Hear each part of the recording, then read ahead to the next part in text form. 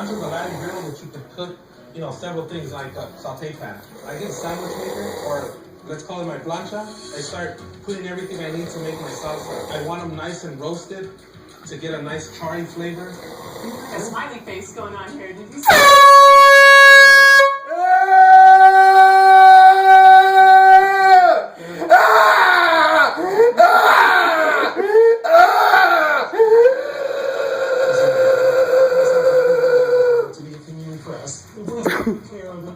So proud. Did you get away unscathed over there? Yeah, I just spent some money. You okay? I want to do 2 different styles of huevos rancheros. A nice salsa verde. On the other one, a nice salsa roja. We only got 30 minutes. First thing I want to do is start getting a nice char on my vegetables. Really just want to slowly bring on these flavors. I'm trying to reduce these tortilla chips into sort of corn flour because I do know that's how you make tortillas. So I go Aaron over here and we got tortillas with the tortilla chips. So I gotta make